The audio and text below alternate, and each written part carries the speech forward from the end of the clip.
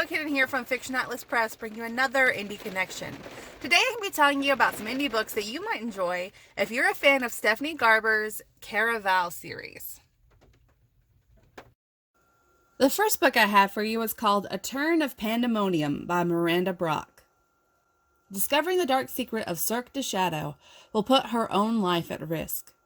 When Peyton Locke accepts a job in the menagerie, she isn't expecting to be a handler for a half-demon, half-griffin shifter with a bad attitude who sees her as just another person to control him. If given the chance, he'll tear his new handler apart. Unaware of the deadly game she's walking into, Peyton not only has to train the golden-eyed man with the alluring smile, she must also resist his dangerous charm, or risk her life in the process. With an unforgiving ringmaster demanding a perfect show at any cost, how can one human hope to survive? The second book I have for you is called Cirque de la Lune by Emma Hamm.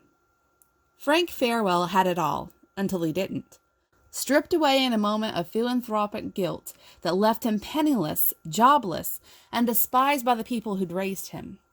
Perhaps that's why the Pinkertons jumped him outside a bar and left him for dead in the river. Evelyn lives on the outskirts of society. She's seen both the good and the bad, all while hiding behind a striped tent known as Cirque de Lune. With her fiery red hair and a flaming temper to boot, most people avoid her, other than the man they found washed up on the shores, bootless and nearly dead. The big top hides many secrets, least of all the man who should have died. Frank quickly realizes these creatures who boast of magical abilities are far more powerful than their show lets on. The only question is, do they really want to stay hidden, or should they let the world see what they can really do? The third book I have for you is called Circus of the Dead by Kimberly Loth. There are many ways to die at the Circus of the Dead. You're invited to witness them all. Mom sent me all the way across the country to the Louisiana Bayou to join the circus and help my uncle for the summer. Except there is something not quite right on this swampy, cursed island, and after having my fortune told, I can't leave. I try to escape, but Benny, an all-too-charming ghost gangster, tries to kill me by feeding me to a tiger. Thankfully, I'm rescued by Samuel, the incredibly hot ringmaster, who can't be a day over 20, can he? In addition to avoiding the human scorpion, staying away from the big cats, and having trouble figuring out who's dead and who's alive, I have to find a way to escape this horror show. Will I get out of the circus alive, or will I join their army of ghosts and become a murderer myself? And the last book I have for you is called Suspended by Sarah Knopf.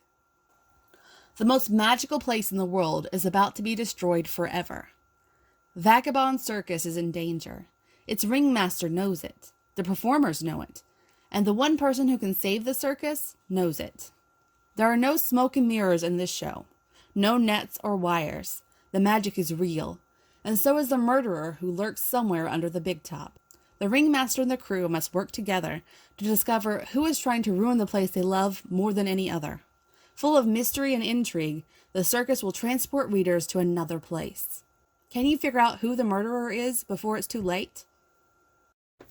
Okay, that's all for me this week. I'll see you next week on the Indie Connection. Bye.